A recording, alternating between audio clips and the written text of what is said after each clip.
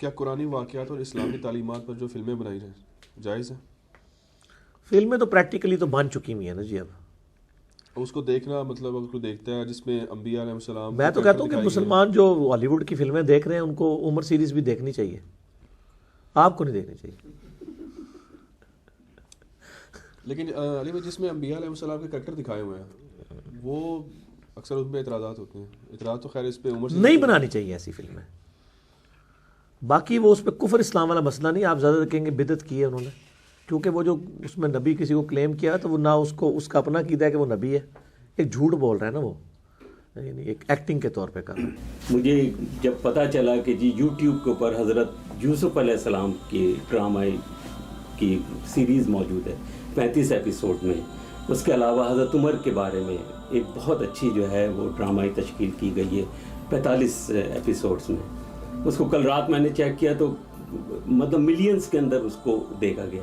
آپ کیا سمجھتے ہیں کہ اس قسم کی چیز جو ہے وہ دین کے کام کو آگے بڑھانے کے لیے یا لوگوں تک پیغام پہنچانے کے لیے ٹھیک ہے؟ یہ سب جدید ذرائع ہیں.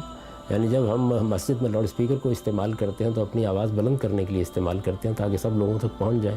تو اسی طریقے سے یہ جدید ذرائع، یہ ٹیلی ویژن ہے، یہ انٹرنیٹ ہے، اسی طریقے سے فلم ہے، یہ بہت غیر معمولی ذرائع ہیں اور ان سے آپ کو کام لینا چاہیے، ان سے فائدہ اٹھانا چاہیے.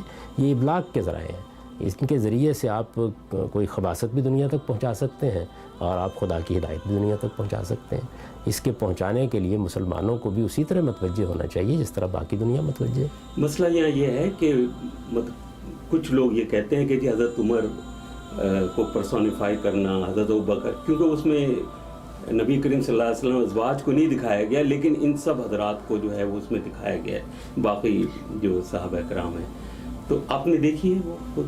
جی میں نے دیکھی تو نہیں ہے لیکن میرے خیال میں یہ کوئی ایسی قابل اعتراض چیز نہیں ہے. ایک یہ بات یہ ہے کہ جب ہم کوئی فلم بناتے ہیں یا کوئی ڈرامہ بناتے ہیں تو یہ معلوم ہوتا ہے کہ یہاں کردار ادا کیے جا رہے ہیں. اس میں کوئی شخص نہ یوسف علیہ السلام بن جاتا ہے نہ سیدنا عمر بن جاتا ہے، یہ ان کا کردار ہے. جس طریقے سے ایک ڈرامہ لکھنے والا اپنے الفاظ میں کسی کردار کو بیان کرتا ہے، بالکل اسی طریقے سے کوئی شخص اپنے عمل سے اس کردار کو نمایاں کر دیتا ہے. تو میرے خیال میں یہ ایک نیا فن ہے، مسلمان آہستہ آہستہ سے مانوس ہوں گے، اس میں کوئی حرج کی بات نہیں ہے. ابھی تو خاصی مشکل ہو رہی ہے حضرت یوسف علیہ السلام کی فلم دیکھتے ہوئے. کچھ لوگوں نے بتایا کہ جی ہم نے پردہ کر لیا ہم نے، لیکن ہم سنتے رہے دیکھتے رہے کچھ وہ.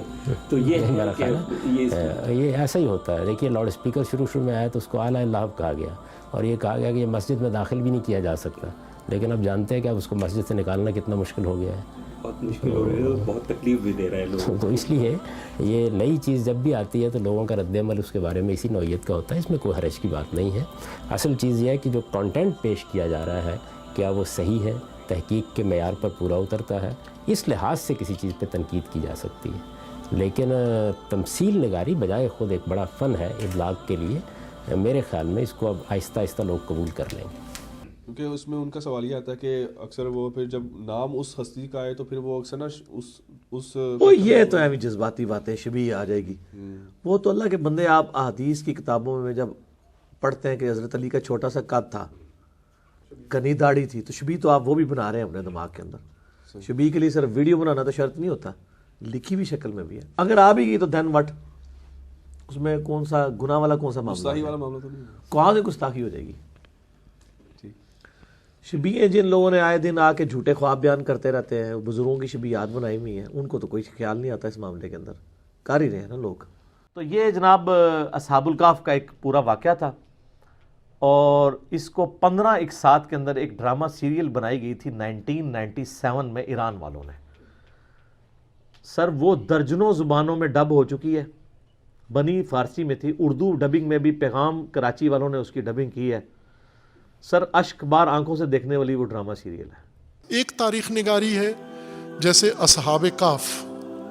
اصحاب کہف بھی ایک تاریخ ہے جو قرآن کہہ رہا ہے.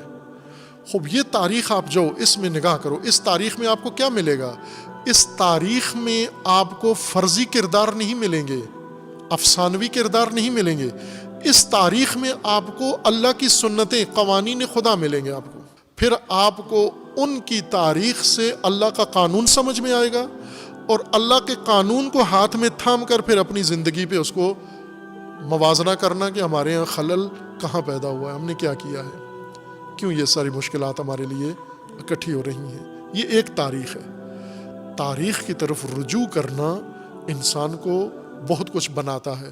اگر آپ قرآنی تاریخ، انسانی تاریخ کی طرف رجوع نہیں کرو گے تو آپ کو عثمانی تاریخ، بنو امیہ کی تاریخ بنا کر فرضی ڈراموں کی شکل میں پیش کی جائے گی اور آپ وہ بن جاؤ گے، وہ جہادی جو بنو امیہ کی تاریخ سے انسان بنتا ہے۔ آپ وہ عثمانی دور کے لوگ بن جاؤ گے، پاکستانی عثمانی خلافت کے لوگ بن جائیں گے جو اس دور میں بنے تھے۔ لہٰذا کیا بہتر نہیں ہے کہ ہم رمضان المبارک میں قرآنی تاریخ میں سیروا فی الارض، زمین کی سیر کرو کہ زمین پہ ہوا کیا ہے، قرآن کیا کہہ رہا ہے، اس کی طرف جائیں کہ یہ افسانہ نہیں ہے، محض حقیقت ہے۔ اور اس تفسیر میں بھی جا کر انسانی کردار نہیں دیکھنا، اللہ کا قانون دیکھنا ہے۔ سنن فسیروا قد خلت من قبلکم سنن، آپ سے پہلے یہ طریقے، یہ راستے جو آپ طے کر رہے ہو یہ پہلے بھی گزرے ہیں، ان پر لوگ پہلے بھی چلے ہیں۔ تم کیا کرو، فسیروا فی الارض، ان کے اوپر سیر کرو، ان کی طرف جاؤ، نگاہ کرو، فانظروا، پھر نگاہ کرو، اور اس میں تمہارے لیے بیان ہے، ہدایت ہے اور موعظہ ہے۔ اگر اس تاریخ سے تم نے یہ قانون اللہ کا پڑھ لیا، یہ آج تمہاری زندگی بچا لے گا۔ پورا اصحاب کہف کا انہوں نے واقعہ فلمایا ہے، اور توحید کا خزانہ ہے سر وہ، جس طریقے سے انہوں نے توحید اس میں پریزنٹ کی ہے۔ یوٹیوب پہ اویلیبل ہے، آپ اصحاب کہف لکھیں، اردو ڈبنگ کے ساتھ بھی ہے، انگلش بھی، عربی ڈبنگ کے ساتھ بھی۔ کئی ایوارڈ دنیا کے اس کو مل چکے ہیں۔ 1997 میں بنائی گئی تھی، آج سے آلموسٹ 22 سال پہلے۔ آج بھی دیکھیں آپ جناب، آپ دل کرے گا کہ ایک دن میں اس کو ختم کر کے اٹھیں، جس طریقے سے انہوں نے اس کو فلمایا ہے۔ تو یہ بڑی ایک ناانصافی تھی کہ میں اصحاب کہف کا ذکر کروں اور ایران والوں کی اس فلم کا ذکر نہ کروں، جو انہوں نے واقعی اس طرح فلمائی ہے کہ اس زمانے میں انہوں نے پہنچا دیا۔ آپ کو یعنی موٹیویشن ملے گی کہ یار یہ لوگ بھی تھے جنہوں نے اپنی زندگی اللہ کے لیے وقف کی، اللہ نے ان کو ہمیشہ کے لیے امر کر دیا، آج لوگ ان کا ذکر کرتے ہیں۔ قرآن قیامت تک پڑھا جائے گا اور اللہ کے ان موحدین کا ذکر لوگ ہمیشہ کریں گے، ان کی مثالیں دیں گے کہ جناب ایسے نوجوان بھی ہوتے ہیں۔